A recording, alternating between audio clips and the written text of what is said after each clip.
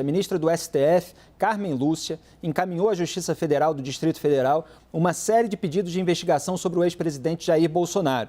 A medida foi tomada em razão da perda do foro privilegiado depois que Bolsonaro deixou a presidência da República. Quem chega com os detalhes é o repórter Rudá Moreira. Boa noite, Rudá. Boa noite, Felipe. Boa noite a todos que acompanham o Arena. Pois é, essas ações elas foram apresentadas contra Jair Bolsonaro por parlamentares e por entidades da sociedade civil por causa da participação do ex-presidente em uma manifestação no dia 7 de setembro de 2021. No ato em questão, o que aconteceu aqui na Esplanada dos Ministérios, o ex-presidente Jair Bolsonaro, ele participou de uma maneira muito agressiva. Ele fez ataques à Suprema Corte e chegou a dizer que não cumpriria mais decisões do ministro Alexandre de Moraes, do Supremo Tribunal Federal. Agora, com a perda do foro privilegiado por causa do foro privilegiado que ele tinha enquanto presidente da República, essa série de pedidos de investigação foram encaminhadas pela ministra Carmen Lúcia, do STF, para a primeira instância. E essa série de pedidos de investigação, pedidos de abertura de inquéritos por causa dessa manifestação, foram parar na Justiça Federal do Distrito Federal, aqui do DF. Um outro pedido de investigação contra Jair Bolsonaro, que também foi enviado para a Justiça Federal do DF, é por causa de um suposto crime de racismo, por causa de declarações do ex-presidente envolvendo quilombolas e pessoas negras. A ministra Carmen Lúcia, do STF, pediu ainda que a Procuradoria-Geral da República tenha acesso à decisão para que, então, a PGR possa se manifestar sobre cada um desses casos envolvendo Jair Bolsonaro. Felipe. Muito obrigado, Rudá, pelas informações. Começo com você, Joyce Hasselmann. Aí a gente vê aquela chamada descida de elevador dos casos do Supremo Tribunal Federal para a primeira instância e muitos políticos que têm o foro privilegiado, eles temem justamente isso. Aliás, foi uma das questões que foram colocadas com a ida de Jair Bolsonaro para a Flórida, nos Estados Unidos, que ele estava com medo de perder o foro privilegiado e ficar vulnerável, ficar suscetível a alguma operação ordenada por um juiz de primeira instância. E é isso que a gente está vendo acontecer agora, o processo, não a operação ainda, mas o receio continua. Esse ainda é o fundamental, Felipe. Quando a gente analisa o que aconteceu aí nos últimos 2 anos envolvendo o governo, a gente pode pensar por ordem alfabética os crimes cometidos por Jair Bolsonaro. Então, cedo ou tarde, a Polícia Federal vai bater na porta dele, ou até mesmo a Polícia Civil. É natural que os casos caiam do Supremo para a primeira instância, justamente porque ele perdeu o foro privilegiado. O foro privilegiado é o grande guarda-chuva dos corruptos, o grande guarda-chuva daqueles políticos que realmente insistem em rasgar a legislação e em cometer crimes. Então, certamente o Bolsonaro esperava por isso, ele não é bobo, é orientado, juridicamente falando, e isso vai fazer com que ele tenha ainda mais medo de voltar para o Brasil. Cedo ou tarde ele vai ter que voltar. Não tem muito o que fazer. A gente deve ter o quê? 5 meses e mais uns 10 dias para vencer o visto de turista agora. Vamos arredondar para 5 meses. Então, no máximo 5 meses, ele vai ter que voltar. E certamente, antes disso, pelo andar das investigações, a gente deve ter uma decisão aí de primeira instância. Hoje, o nosso analista aqui, Caio Junqueira, deu a informação de que ele pretende voltar em março. É claro que isso está sempre suscetível à mudança, mas essa é a expectativa. Agora mais ainda, Agora mais suscetível. Vendo essas ações e vai para a justiça de primeira instância, mas também não são todas. Ainda há inquéritos que permanecem abertos no Supremo Tribunal Federal. Como é que você avalia? O que permanece no Supremo Tribunal Federal é tudo que envolve os atos antidemocráticos, porque aí é da competência do Supremo. Tem até toda aquela polêmica de como esse inquérito foi aberto, mas aí o que tiver dentro desse inquérito permanece no Supremo. O que não tiver, a ministra Carmen Lúcia acabou de sinalizar, ele perde o foro privilegiado, vai para a primeira instância. E aí o grande problema, Felipe, é que ele perde Augusto Aras, porque Augusto Aras está lá pelo menos até setembro. Quando ele vai para a primeira instância, então agora nós temos procuradores em todo o país e a Procuradoria do Distrito Federal especialmente é muito qualificada, que podem se debruçar sobre essas denúncias, sobre outras eventualmente, sobre as questões da pandemia, onde a CPI levantou um monte de provas e apresentar, investigar Jair Bolsonaro e eventualmente pedir aos juízes de primeira instância medidas como prisão ou outros tipos de busca e apreensão, etc. Ele vai estar sujeito a um escrutínio muito maior, né? Não é mais o Procurador-Geral da República, não é mais Augusto Aras, não é mais o plenário do Supremo, não corre o risco de cair na mão de um ou outro ministro amigo. Então, assim, esse é o grande nó de você perder o foro privilegiado no caso de Jair Bolsonaro. Até setembro, ele tinha a proteção de Augusto Aras, que já mostrou durante esses 4 anos, não sei nem quanto tempo ele está lá, acho que ele não assume junto com o Bolsonaro, mas a lealdade dele é Jair Bolsonaro. E agora nós temos muitos procuradores aí pelo Brasil todo. Sem a blindagem de Augusto Aras, Jair Bolsonaro tem motivo para temer, João? Olha, depende de caso a caso. Felipe, eu acho que ele dizer que não vai obedecer a ordem do Supremo, duvido que isso aí vai ser encarado como um crime, alguma coisa muito séria. Agora, ele foi citado, por exemplo, naquela investigação dos pastores do MEC, né? O próprio então ministro da Educação colocou como ordem do Bolsonaro a presença daqueles pastores que cobraram propina. Quem sabe se não se vai um pouco mais a fundo nessa história. Só saberemos quando e se, de fato, investigarem. Porque essas são ações ali muito específicas que ainda têm uma ligação indireta com o Bolsonaro, demandam toda uma apuração para ver se vai ser possível algum tipo de enquadramento. Mas, Joyce, como é que você avalia essa ida do Bolsonaro para os Estados Unidos, a permanência lá? É mais uma questão de medo mesmo, do receio do avanço dos processos jurídicos, ou tem uma questão de relaxar, de fé, de esperar baixar a bola? Bom, o Bolsonaro é um bom vivan contumaz, né? A gente viu que durante o mandato dele, quantas e quantas foram as férias, né, recheadas de jet ski para cima e para baixo e gastos milionários no cartão corporativo. Então, isso é base de noticiário, aqui não se trata de uma opinião, é fato, né? Então, ele gosta da boa vida. É engraçado, Felipe, um bastidor aqui, que dentro do Palácio do Planalto, ao lado da sala do presidente da República, ele mandou fazer um quartinho, que era um quarto para dormir depois do almoço. Então, tinha um quartinho com uma cama dentro... O quarto da sesta. Dentro da sala da presidência, para que ele pudesse tirar o cochilo ali depois do almoço. Claro que tem toda um lastro de medo, né? Ele fugiu, ele não passou a faixa para o Lula porque ele fugiu do país, ponto, acabou. Tem uma questão ideológica, mas não quis passar a faixa e não quis ficar aqui sem foro. Ele viajou ainda com foro.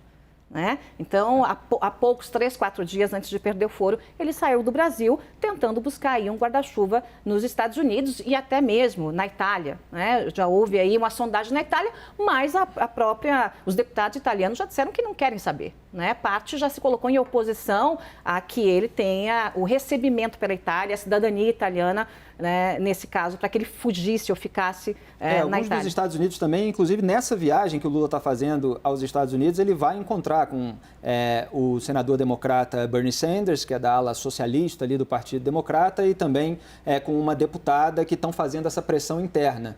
Mas, em geral, depende de uma medida judicial no Brasil para que os Estados Unidos possam tomar qualquer tipo de iniciativa. É um caso muito delicado. Agora, ele já está se dizendo italiano, Bolsonaro. Já está se dizendo italiano. No caso dos Estados Unidos, é um caso muito delicado. Mesmo da Itália, mas vamos se ater aqui aos Estados Unidos, que é onde ele está agora. Porque se trata de um presidente que está sendo investigado. Né? Ele, primeira instância, investigando, tem ações envolvendo as questões dos atos antidemocráticos no Supremo. Então, não é simplesmente alguém que resolveu ir embora para os Estados Unidos e, ei, me dá uma guarida aí. Não é isso. A gente tem todo um bastidor por trás disso, um bastidor político, um bastidor de polícia, um bastidor jurídico e, obviamente, isso leva em conta também para o próprio presidente americano. Raquel, como é que você vê o cenário político para a volta dele, né? Na matéria do Caio Junqueira está falando ali que existe uma leitura de que o Bolsonaro se tornou politicamente tóxico, né? Nem os aliados estão saindo em defesa, principalmente nesses casos mais sensíveis, como o do povo Yanomami e outros.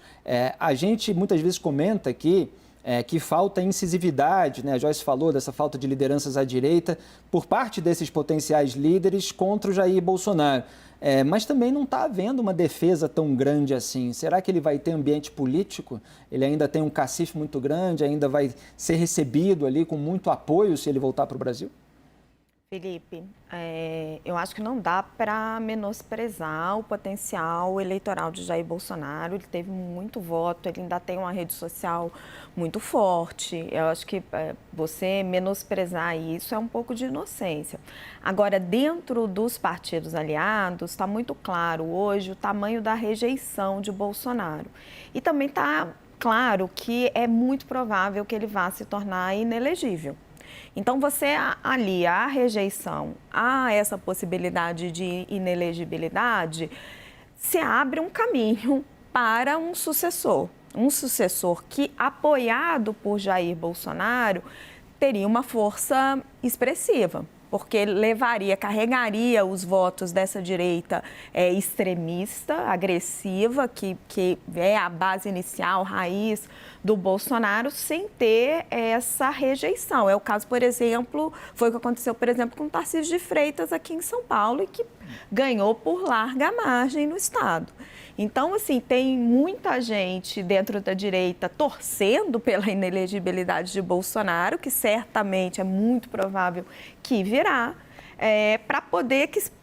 para desobstruir esse campo. Porque você também não pode bater no Bolsonaro se você está no campo da direita, porque aí você agrega essa rejeição, é como se você excluísse essas pessoas que apoiam ele.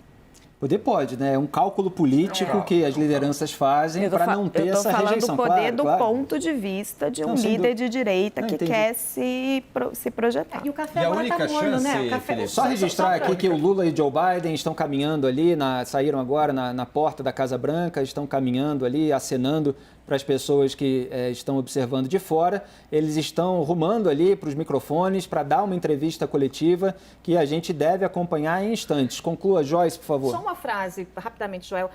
No mundo político, na política profissional, não nos novos que chegaram lá, mas na política profissional, vale muito aquela máxima do cafezinho quente, da caneta cheia de tinta. Então, Bolsonaro não tem mais o cafezinho quente, não tem mais a caneta cheia de tinta. Então, esses políticos profissionais que estão ali, a tal turma do Centrão, os aliados, foi embora, gente. Eles não estão nem aí para isso, eles querem tem uma poder. Coisa, Joyce, ele tem um ativo que ninguém tira dele, uma parte expressiva da população que gosta dele. Eu acho incrível, eu acho inacreditável, mas ele tem isso, e isso não é tão fácil de tirar dele. A única chance que um outro nome de direita tem de chegar a uma condição de liderança e de possível candidatura é a inelegibilidade, se ele for realmente condenado aí num processo e ficar inelegível. Fora disso, ele não só é candidato na próxima, como, claro que não dá para prever o futuro com certeza, mas não só ele será candidato, como chegará ao segundo turno. Mas lembra do que a gente falou, Joel. A gente tem, nessa eleição, Lula e Bolsonaro, metade que despreza, né, como a gente viu na entrevista. A gente tem um quadrado ali que não é nem lulista, nem bolsonarista. E quem aparecendo alguém com mínimo de racionalidade pode migrar para essa terceira figura. Não consegue. Existe um negócio chamado recall, pesquisa eleitoral, quando chega perto da eleição, na hora, né, de decidir. Os partidos vão ficar mais preocupados em eleger seus deputados, senadores, para se aproveitar do fundão eleitoral e vão apostar em quem pode ganhar. Foi o que aconteceu nessa eleição e se os dois estiverem aí disponíveis para disputar, Lula e Bolsonaro, minha aposta é de um repeteco. Joyce, você acha que tem gente nesse campo da direita torcendo para o Bolsonaro ser declarado inelegível, para que possa ocupar esse campo sem ter que bater de frente com ele? Sem dúvida. Não só nessa direita mais extremista, como naqueles que se dizem de direita de ocasião, que é o caso de PL, PP, né? Essa gente estava no governo passado da Dilma, estava no governo passado do Lula, e aí eles passaram para o governo Bolsonaro, se transformaram em uma direita de ocasião, né? O PP já está naquela coisa, meio, não sabe se é ou se não é, vai depender do tamanho que abocanhar dentro do governo. Então, sem dúvida, essas pessoas estão esperando, né, o tapetinho ser puxado para que tenham um espaço, e não existe espaço vazio na política. Ele sempre é ocupado por alguém. Joel, essa conciliação entre o eleitor moderado à direita, parte do eleitorado independente também, que analisa o candidato conforme a ocasião, e esse eleitorado mais raiz, aí cada um chama radical ou reacionário, ou mais beligerante, é possível? E eu pergunto, a candidatura e o sucesso da candidatura, porque foi eleito, do Tarcísio, mostrou que é possível?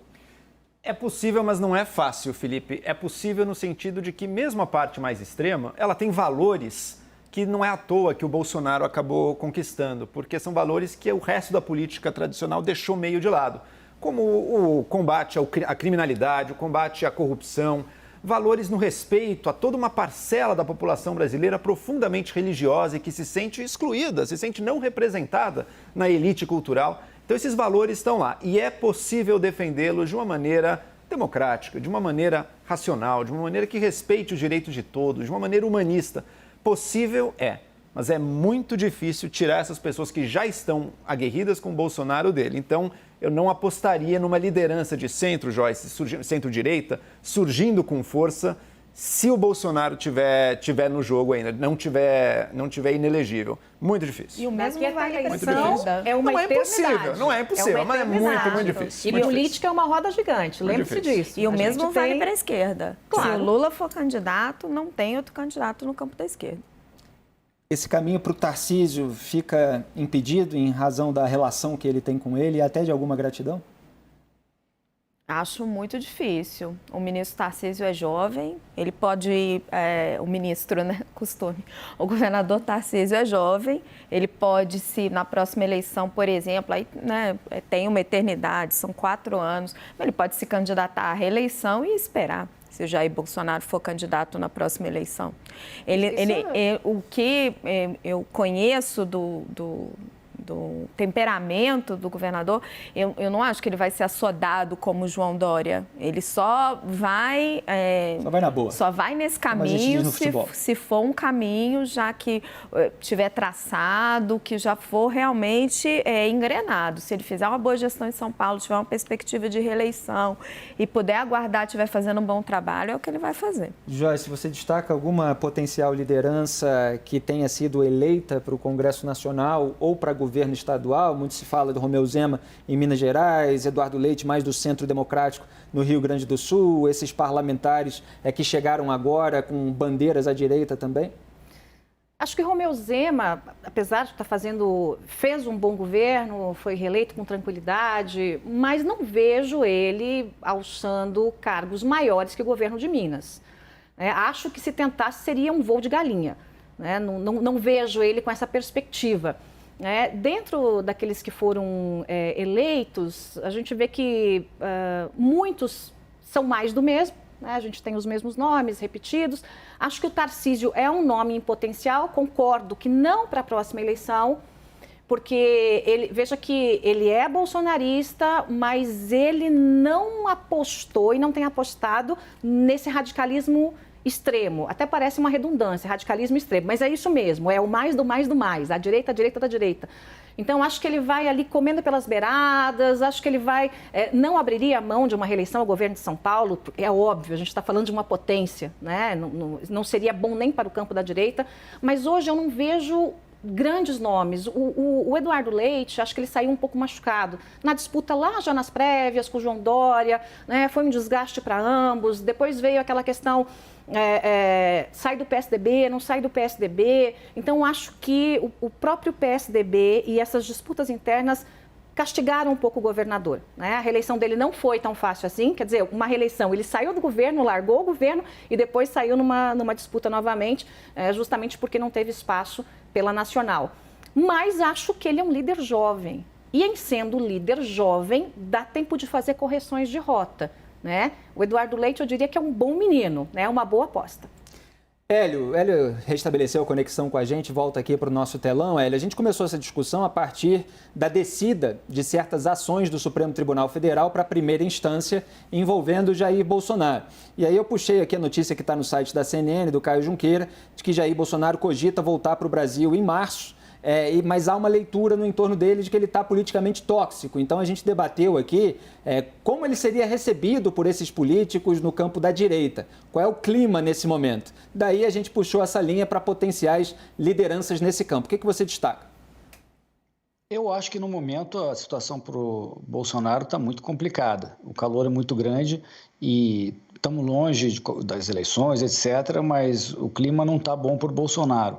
Eu considero que o candidato de direita que terá mais chance vai ter alguma relação com o ideário do Guedes, um certo guedismo. Eu acho que o guedismo é algo que veio para ficar, é separado do Bolsonaro, entregou os resultados e vai influenciar essa direita. Na minha opinião, candidatos que não tiverem uma vinculação com o guedismo ou com o liberalismo claramente, vão ter mais dificuldade do que aqueles que estiverem mais ligados a esse ideário relacionado com Paulo Guedes. E diga, Raquel, quer acrescentar? Não, só queria pontuar que eu discordo do Hélio. Eu acho que sim, tem uma parcela da sociedade que está procurando esse liberalismo, mas eu acho que a última eleição mostrou muito claramente que hoje no Brasil você tem uma preocupação muito grande com os costumes, com a questão religiosa, com valores e com essa polarização que se tornou quase uma torcida, um nós contra eles, que passa um pouco ao largo dessa questão. E a gente sente, por exemplo, na própria população, um apego a políticas assistenciais. Tanto Bolsonaro quanto Lula, os dois prometeram o Auxílio Brasil de R$600. Os dois fizeram a mesma bandeira. Eu acho que, infelizmente, esse guedismo ele não está presente na população brasileira para garantir voto. Só para complementar, eu acho que a Raquel fez pontos muito importantes, mas eu tenho a impressão que dentro do guedismo, como eu interpreto, o próprio Paulo Guedes tem um discurso dessa questão de um certo assistencialismo mínimo. Ele coloca isso, sempre colocou, na verdade, há muito tempo, né? Esse outro lado que a Raquel também pontua, que é bastante importante, uma certa visão moral, etc., não é que esteja propriamente no ideário do Guedes ou do guedismo, etc., mas pela vinculação que ele teve dentro do governo, esse enclave liberal que ele liderou lá dentro do governo Bolsonaro, essa coisa pode ser aproximada. Então, eu acho que por aí os candidatos que estiverem pintando podem estar na alça de mira desse guedismo ainda. Mas vamos pensar em dois perfis aqui, Hélio. Um candidato que seja liberal na economia mesmo, puro sangue, Paulo Guedes, mas a pauta moral, segurança pública e tudo, e se comunica certinho, fala bem com a imprensa, com a Faria Lima, esse é um perfil. Outro, candidato abertamente e ativamente, e agressivamente evangélico, que aposta nos valores, que aposta na polícia, que prende o criminoso. Qual dos dois perfis teria mais ressonância com a população? Eu acho que não é tão difícil responder. Luiz Felipe Dávila era o primeiro candidato que você citou. Não precisa ser excludente. Não precisa ser excludente, mas se fosse para escolher entre os dois... É que a pontuação... Isso diz qual que é o valor primário. Então, a pontuação é que não existe guedismo como movimento político. Isso é, no máximo, uma franja das pessoas, de intelectuais, que defendem esse tipo de ideário para a economia. Isso não existe como força política na sociedade brasileira hoje. Diga, Joyce. Não, é que me incomoda um pouco da fórmula pronta, como se política fosse uma matemática. Então, se a gente está falando de um liberal, o liberal não pode ter uma pauta moral. Se a gente está falando aqui da extrema-direita, que Jair Bolsonaro trouxe uma pauta de combate à corrupção que não cumpriu, foi mais um dos engodos, mais uma farsa, uma bandeira não cumprida. Então, alguém que venha de um centro não pode trazer essa pauta que é de combate à corrupção. Então, a política não é matemática. A política tem um monte de variáveis, inclusive elas mudam dia após dia. Então, eu acho que, não sei se vai surgir, porque aí eu teria que ter uma bola de cristal, mas há espaço para que surja esta pessoa que traga esses componentes todos, como eu disse, de uma direita mais racional, mas ela não precisa abrir mão desses outros valores. Na verdade... Claro. Eu estou traçando dois perfis, Joyce, no sentido de que qual desses dois conjuntos de valores, claro que eles podem vir juntos, mas qual dos dois puxa mais gente, sabe? Para mim parece bem claro que é esse outro que defende, digamos assim, um conservadorismo. E tem um outro elemento que muitas vezes a gente não fala, mas que é cada vez mais importante. Um candidato que seja carismático, no sentido de que consiga se conectar diretamente com o eleitorado na sua fala. E o Bolsonaro é muito bom nisso, nessa fala direta ao eleitor. O Lula domina também uma fala e um tipo de conexão, embora no campo das redes sociais ele não seja. Então, se o Lula não tivesse o passado que ele tem, eu duvido que ele cresceria da mesma forma, sendo aquele velho Lula hoje em dia. O Bolsonaro e outros, mais em geral ligados ao bolsonarismo, embora a esquerda tenha um ou outro que seja assim também, mas os candidatos fortes são aqueles que hoje em dia estabelecem a relação direta com o eleitor e principalmente nas redes sociais. Sem essa variável, acho difícil pensar em alguém que encante milhões de brasileiros.